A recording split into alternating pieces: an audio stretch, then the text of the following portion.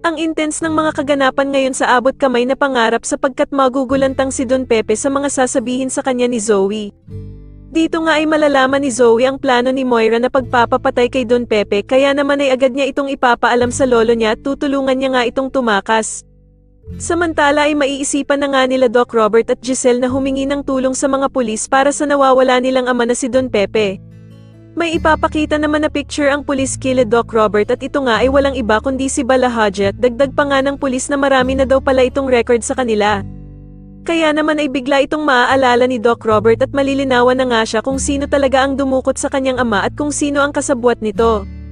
Samantala ay hindi naman mawala-wala sa isip ni Lynette ang pagtawag ni Zoe kay Doc Carlos ng daddy kaya naman ay tatawagan nito si Annalyn para magpatulong sa kanya kung paano daw niya matrace kung nasaan si Zoe.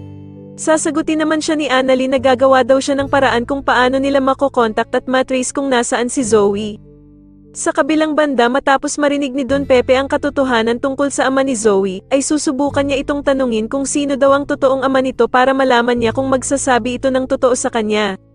Samantala ay mag-uusap naman ng masinsinan sila Bala Hadji at Moira tungkol sa pananahimik ni Don Pepe.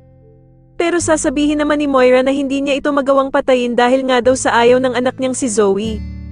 Pero isasuggest naman ni Bala Hadji na pauwiin na nga lang daw muna si Zoe sa bahay nila at siya na nga daw ang bahalang pumatay kay Don Pepe. Pero wala naman silang kaalam-alam na nakikinig na pala si Zoe sa kanila at malalaman nga nito ang plano nilang pagpatay sa lolo Pepe niya.